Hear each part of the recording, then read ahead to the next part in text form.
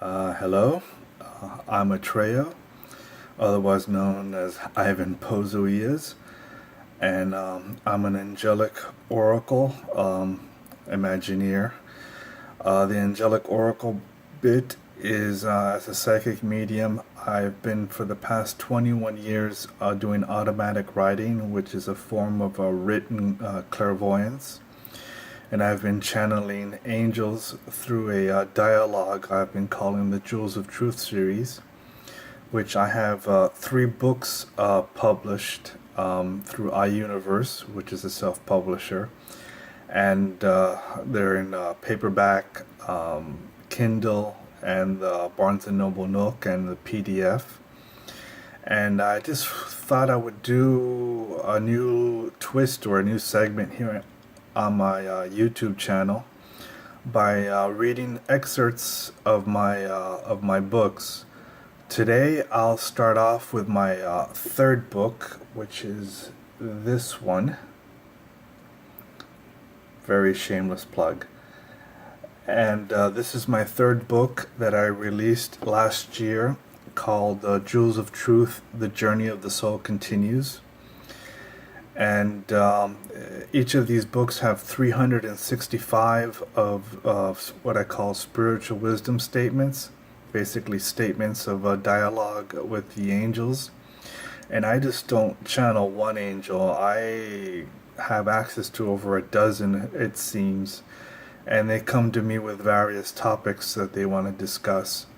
And I usually step out of the way from my ego and just word for word, I don't even know where the sentence is going to end.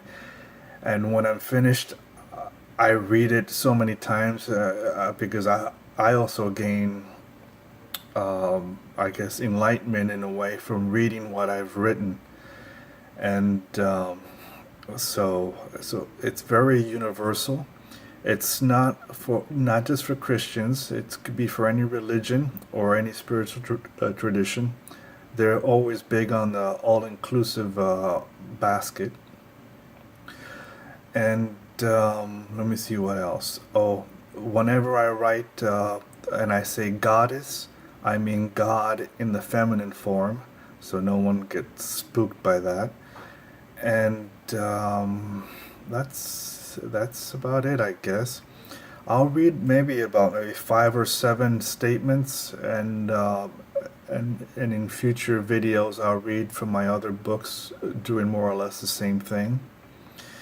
And I guess I'll start. I also have a psychic gift that's called Stitchomacy, which is opening up a book or a magazine or anything like that, and coming to a random page that is has meaning, either personal or to somebody else.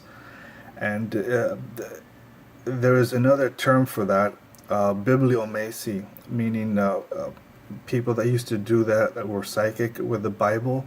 They would open up a passage randomly of the good book, and they would get something in particular just for them, or for those they were reading for, I suppose. So let's start here. This book is about 348 pages in paperback form. This is my thickest book. If you put my first volume and my second volume together, this one is still thicker. So, and each volume has 365 spiritual wisdom statements. This one has 224 unique topics, because I don't write this in chapter form. I write this in an A to Z format, so it's easy for reference by topic. So let me start. Okay, I'm on page 157, and this is on the topic of joy.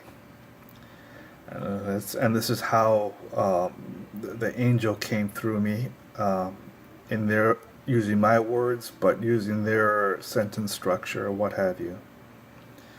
For those who shed tears of joy will also shed their burdens from within their own hearts and minds by grace. This is but one of a myriad of pathways to inner healing of the soul of a person that seeks peace over turmoil. Often such a grace occurs in pivotal moments of a sublime release that arrives in a serendipitous manner. By gently soothing over a troubled heart, replacing sorrow for joy and abundance in everything that you feel, the waves of unconditional love are felt by wading into the pool of splendor. Those living in a court of well-being shall experience the beneficence of a life worth living. Surrender yourself to such an innocent rapture of the heart by crying the tears of joy. Do feel each drop that is released back into the fold of God's blessedness and compassion for you. Allow yourself to peer into the one of the many windows of God's mansion in the estate of paradise once more. Amen. And that was on the topic of joy for volume 3. And you notice some of them get a little bit poetic, but they also deliver spiritual wisdom. Let me pick another one. Okay.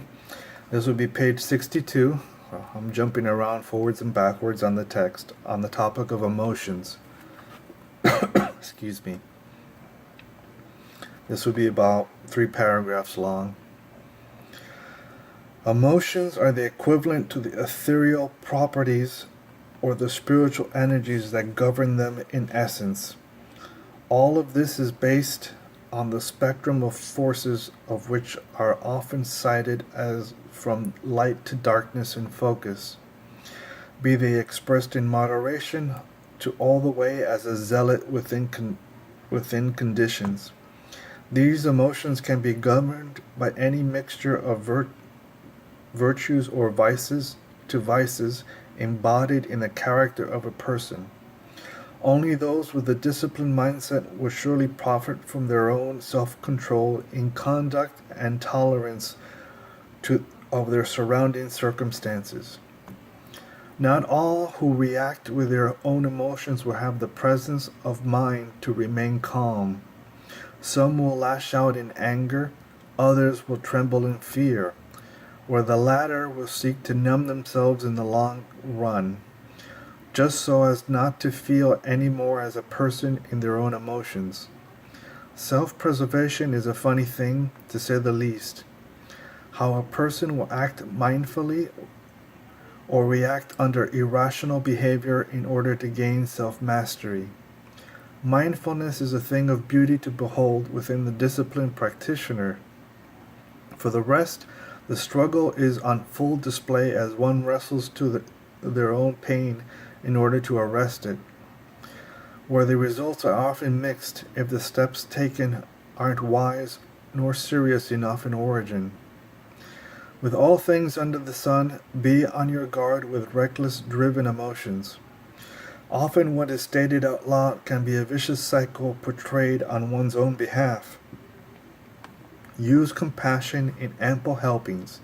It blocks your inner critic to be in the driver's seat. Go with the flow in a calm and steady fashion in order for the small things not to bother you. Just keep your eyes on the prize, which is your self-worth, and respect kept in full measure, for as it has been said in the Bible, peace be still. And that was on emotions on page 62 and 63. Let me read another one here. This would be on the topic of history on page 134. History is alive. History is the factual stories, recorded events, and memories of a people's recollection through circumstance. It is their lives remembered for an instant longer than their span of life has permitted fully. Some of the richest history becomes lifelong lessons of triumph and tragedy. True that certain periods of history can become embellished over time to fit one ideological stance. However, each subsequent period of humanity will garner the eventual truth and fit the remembrance in contrast to their present period.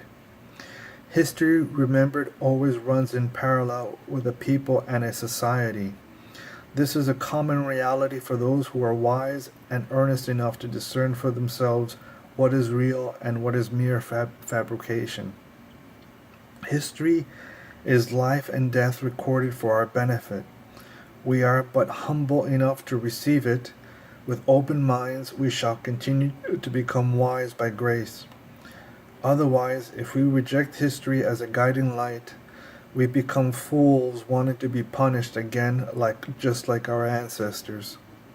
What is worse, being innocent through ignorance of one's history and repeating it, or being completely arrogant by knowing one's history and making the same mistake as your forebearers. That was on History, page 134. Probably I'll end it here since I've already gone into 10 minutes plus. So thank you for watching this first video of my readings of the Jewels of Truth series. And if you wish to learn more about me and my writings, please visit jewelsoftruth.us.